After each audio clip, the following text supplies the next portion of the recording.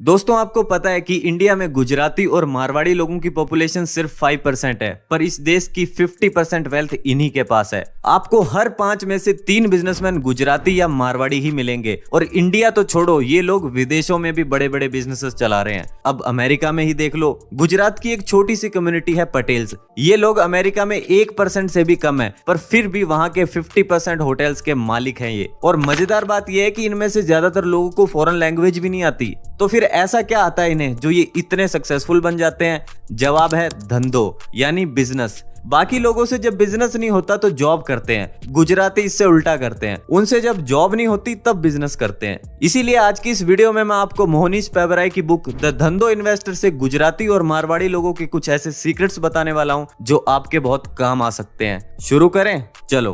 तो जैसे कि मैंने बताया कि अमेरिका में पटेल्स 50% मोटेल बिजनेस ओन करते हैं, बट ये हमेशा से ऐसा नहीं था। 1972 से पहले पटेल्स युगांडा में बिजनेस करते थे, पर बाद में वियतनाम वॉर के समय उन्हें वहां से मूव करना पड़ा और वो आ गए अमेरिका। अब ये उनके लिए बिल्कुल नया शहर था और उन्हें इंग्लिश भी नहीं बोलनी आती थी। तो ऐसे में व्हाइट कॉलर जॉब मिलना लेज के पैकेट में चिप्स मिलने जितना मुश्किल था। और अगर दूसरे काम देखे तो वहां पे कोरियन लोग ग्रोसरी बिजनेस में थे, चाइनीज लोग लॉन्ड्रीज रन करते थे, सिख और पाकिस्तानी लोग कैब ड्राइवर्स या रेंटल कार्स के काम करते थे। ऐसे में पटेल्स ने सोचा क्यों ना होटल के बिजनेस में घुसा जाए, क्योंकि वॉर की वजह से कोई बाहर तो निकल नहीं रहा, होटल्स वैसे ही लॉस में चल रहे हैं, तो ये बिल्कुल सही टाइम है होटल खरीदने का। और वैसे भी कुछ टाइम बाद जब सिचुएशन नॉर्मल हो जाएगी तो होटल का काम तो चलेगा ही। अब देखो, हम लोगों को बिजनेस में, स्टॉक मार्केट में हर जगह यही सुनने को मिलता है कि अगर हाई रिटर्न चाहिए तो हाई रिस्क लेना पड़ेगा। बट धंधो फ्रेमवर्क इस कॉन्सेप्ट को उल्टा कर देता है। ये कहता है रिटर्न तो हाई चाहिए पर रिस्क लो चाहिए। तो पटेल्स ने भी यही किया। उन्होंने देखा कि होटल के प्राइसेस बहुत गिरे हुए हैं और वो यही चीज तो चाहते थे, क्योंकि वो इस नए शहर में अपने बीवी बच्चों के साथ ऐसे ही घूम रहे थे। उनके पास ना तो रहने को कोई जगह थी और ना ही करने को कोई काम। इसीलिए जब उन्होंने देखा कि सिर्फ $5000 की डाउन पेमेंट पर उन्हें 20 रूम का मोटेल मिल रहा है, तो उन्होंने झट से पैसे अरेंज किए और फट से मोटेल खरीद लिया। अब गुजराती आदमी है तो अपना दिमाग तो लगाएगा ही। वही किया, उसने सारे वर्कर्स को काम से निकाल दिया और बीवी बच्चों से कहा उठाओ झाड़ू और शुरू हो जाओ। फिर होटल की सफाई से लेकर बेडशीट धोने तक सब काम फैमिली मेंबर्स ही करने लगे। अब तक उन्होंने ये फिगर आउट कर लिया था कि उनकी फैमिली को रहने के लिए 3-4 रूम इनफ है। इससे रेंट बचेगा और स्टाफ तो पहले ही भगा दिया तो उनकी सैलरी के पैसे भी बच जाएंगे। बचा छोटा मोटा मेंटेनेंस का काम, तो सोचा यहाँ क्यों पैसे बर्बाद करने, ये भी पटेल भाई खुद ही करने लगे। धीरे धीरे जब सिचुएशन नॉर्मल हुई तो वो लो प्राइस पर रूम प्रोवाइड करने लगे। इनके प्राइसेस इतने लो थे कि बाकी कॉम्पिटिटर्स मार्केट में कम्पीट नहीं कर पा रहे थे। और कैसे करेंगे कम्पीट, क्योंकि हद पार कंजूसी तो एक गुजराती ही कर सकता है। ऐसे उन्होंने एक लॉस मेकिंग बिजनेस को प्रॉफिटेबल बना दिया। फिर धीरे धीरे जब प्रॉफिट्स बढ़ने लगा तो उन्होंने हाई क्लास होटल्स भी खरीदने शुरू कर दिए। और ऐसे आज अमेरिका में पटेल्स 50% से ज्यादा होटल के मालिक है। तो चलो अब इस धंधो फ्रेमवर्क से हम कुछ धंधो रूल्स समझ लेते हैं। Rule number 1, invest in simple businesses. देखो, हमें पता है कि एग्जिस्टिंग बिजनेस बाय करने से बहुत फायदा हो सकता है, बट ओनली अगर हमें उसकी इंट्रिंसिक वैल्यू पता है तो। क्योंकि किसी भी बिजनेस की इंट्रिंसिक वैल्यू से ही हम ये पता लगा सकते हैं कि इस प्राइस पॉइंट पर यह बिजनेस फायदेमंद है भी या नहीं। अब सवाल ये उठता है कि इसे कैलकुलेट कैसे करते हैं। सिंपल है, आपके बिजनेस का मंथली कैश इनफ्लो और कैश आउटफ्लो कितना है, इसी के डिफरेंस से इंट्रिंसिक वैल्यू का पता चलता है। अब कैश इनफ्लो और आउटफ्लो सिर्फ सिंपल बिजनेस का ही प्रेडिक्ट किया जा सकता है। इसीलिए आपने देखा होगा कि पटेल्स ने भी मोटेल जैसा सिंपल बिजनेस मॉडल चुना। एक ऐसा मॉडल जो इजी टू अंडरस्टैंड था और रेवेन्यूज की लॉन्ग हिस्ट्री थी उनके पास। उन्होंने बस पुरानी सेल्स के बेस पर अंदाजा लगा लिया कि कम से कम इतनी सेल तो होगी ही। याद रखना, वो सिंपल बिजनेस में इन्वेस्ट करते हैं, स्टूपिड बिजनेस में नहीं। और सिंपल बिजनेस बहुत पावरफुल होते हैं। आइंस्टाइन भी कहते थे कि इंटेलिजेंस के 5 लेवल्स होते हैं: smart, intelligent, brilliant, genius and simple. उनके according simplicity highest level of intelligence है। तो धंधो फ्रेमवर्क भी सिंपल है और इसीलिए इसमें पावर है जो गुजराती और मारवाड़ी लोगों को इतना पावरफुल बनाता है। तो कहने का मतलब ये है कि सिंपल बिजनेस ही लॉन्ग टर्म में सर्वाइव करते हैं और प्रॉफिट निकाल के देते हैं। ऑथर तो इतना तक कहते हैं कि अगर आपको बिजनेस समझाने में एक पैराग्राफ से ज्यादा लिखना पड़ रहा है तो इसका मतलब आपके बिजनेस में कुछ फंडामेंटल प्रॉब्लम है। सेकेंड रूल है invest in business with durable moats. Moat यानी कैसल के आसपास की वो खाई जो किले को प्रोटेक्ट करती है।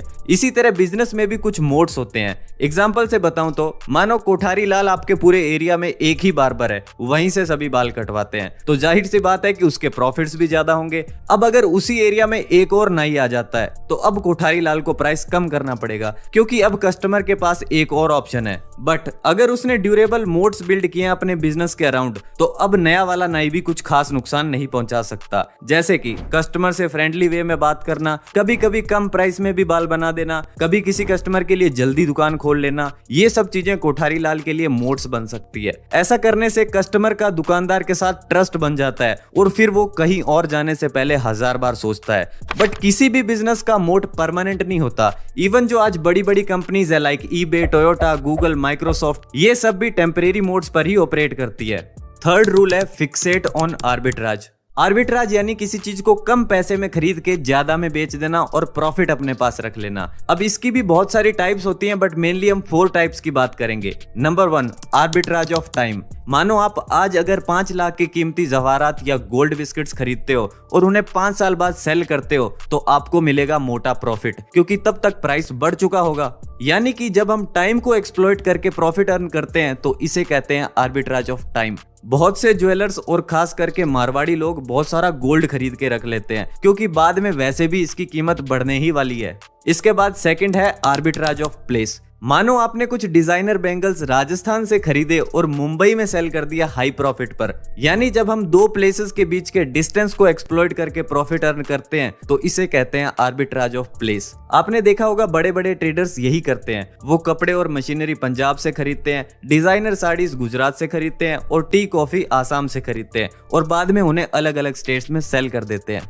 थर्ड है आर्बिट्राज ऑफ वैल्यू। ये मेरा पर्सनल फेवरेट है। इसे हम ऐसे समझते हैं, मानो आपको किसी की बर्थडे पार्टी के डेकोरेशन का काम मिला है। अब आपने बैलून्स, स्टिकर्स, केक, लाइटिंग, इन सब चीजों पर 5000 रुपए स्पेंड किए। फिर 4-5 घंटे बैठ के पूरा रूम डेकोरेट किया। जब सारा काम हो गया तो आपने चार्ज किए 8000 रुपए। इसे कहते हैं आर्बिट्राज ऑफ वैल्यू। यानी कि देखा जाए तो आपका खर्चा 5000 का ही हुआ है, बट डेकोरेशन करके जो टोटल वैल्यू आपने दी है वो 5000 से ज्यादा की थी, इसीलिए आपको 8000 रुपए मिले। ऐसा हर जगह होता है। लाइक आप मैकेनिक से गाड़ी रिपेयर करवाओ, चाहे घर में किचन बनवाओ या फिर पूरा घर बनवाओ, इन सभी को वैल्यू के बेस पर ही पे किया जाता है। फोर्थ है धंधो आर्बिट्राज। इस आर्बिट्राज का मतलब है किसी चीज को तब खरीदो जब उसकी प्राइस नॉर्मल से भी नीचे गिरी हुई है, ताकि वो हमें कम से कम दाम में मिल सके, और बाद में उसे हाई प्राइस पर सेल कर दो ताकि ज्यादा से ज्यादा प्रॉफिट बन सके। धंधो फ्रेमवर्क में लोग ये सोच के चलते हैं कि बिजनेस हो तो ऐसा हो जिसमें रिस्क कम और रिवॉर्ड ज्यादा हो। इसीलिए पटेल्स ने भी $5000 की डाउन पेमेंट पर प्रॉपर्टी ले ली, क्योंकि उन्हें पता था कि ज्यादा से ज्यादा $5000 ही जाएंगे। इसके अलावा तो हमारे पास कुछ है नहीं खोने को। उनकी बड़ी सिंपल सी फिलॉसफी है, heads I win, tails I don't lose much. इसीलिए आप देखोगे ये लोग पैसे गवाते कम और कमाते ज्यादा हैं। फोर्थ रूल है invest in copycats rather than the innovators. McDonald's की स्टोरी पता है आपको? ये कंपनी एक ठेले से शुरू हुई थी और शुरुआत की थी मैकडॉनल्ड्स ब्रदर्स ने। फिर उनके शहर सैन बर्नार्डिनो में लोगों को उनके हैमबर्गर्स बहुत पसंद आने लगे। काम अच्छा चल रहा था पर बढ़ नहीं रहा था, जब तक कि 1954 में रे क्रॉक ने उनके बिजनेस को एक्वायर नहीं कर लिया। फिर जब बिजनेस के राइट्स रे के पास आ गए तो उन्होंने छोटे मोटे चेंजेस किए और बिजनेस को स्केल कर दिया। याद रखना, इनोवेटर्स मैकडॉनल्ड ब्रदर्स ही थे, पर बिजनेस ग्रो किया रे क्रॉक ने, जिसकी वजह से ये एक वर्ल्ड फेमस फूड चेन बन पाई। तो कुछ ऐसा ही किया था पटेल्स ने जब वो मोटेल बिजनेस में घुसे थे। शुरू में कुछ पटेल्स आए और बाद में बाकियों ने सिंपली उनका आइडिया कॉपी कर लिया। गुजराती आदमी को वैसे भी इनोवेशन और टेक्निकल चीजें समझ नहीं आती, उसे एक ही चीज समझ आती है और वो है प्रॉफिट। स्कैम 1992 में आपने सुना होगा, जब हर्षद मेहता कहते हैं कि लाला सबके सिलेबस में एक सब्जेक्ट कॉमन होता है, प्रॉफिट, और वो मेरा फेवरेट सब्जेक्ट है। Rule number 5, invest in low risk and high uncertainty businesses. देखो, पटेल हो, मनीलाल हो या मित्तल, सभी के सभी लो रिस्क वाले बिजनेस में ही इन्वेस्ट करते हैं। यानी जिन बिजनेसेस का रेट ऑफ चेंज बहुत स्लो होता है उन्हीं में इन्वेस्ट करते हैं। आप देखोगे जो भी बड़ी बड़ी सोशल मीडिया कंपनीज है लाइक फेसबुक, लिंक्डइन, इंस्टाग्राम, इन सब का रेट ऑफ चेंज बहुत फास्ट होता है। जब तक किसी चीज का ट्रेंड है तभी तक ग्रोथ है, फिर डिक्लाइन आ जाता है। इसीलिए ये हाई रिस्क वाली कैटेगरी में आती है। वहीं दूसरी तरफ है consumer based product companies like Coca Cola, Dabur, Relaxo. इन सब का रेट ऑफ चेंज बहुत स्लो होता है, ये जल्दी से मार्केट लूज नहीं करते, मतलब ये लो रिस्क वाली कैटेगरी में आती है। और देखा जाए तो ऐसा ही किया था पटेल्स ने भी। उन्होंने ऐसा बिजनेस मॉडल चुना जिसमें रेट ऑफ चेंज बहुत स्लो है, अगले 10, 20, इवन 50 साल तक ज्यादा कुछ चेंज होगा ही नहीं, तो रिस्क कहाँ है। इसीलिए ये धंधो रूल कहता है कि always invest in low risk businesses. तो दोस्तों अब अगर मैं क्लासिक धंधों के ये 5 रूल्स सम अप करके बताऊं तो कुछ इस प्रकार है। Number 1, invest in simple businesses. Number 2, invest in businesses with durable moats. Third है आर्बिट्राज को समझो। फोर्थ है choose existing businesses rather than innovation. Fourth, invest in low risk businesses. So दोस्तों this is all about classic धंधो। मैं मिलता हूं आपसे नेक्स्ट वीडियो में। धन्यवाद फॉर वॉचिंग।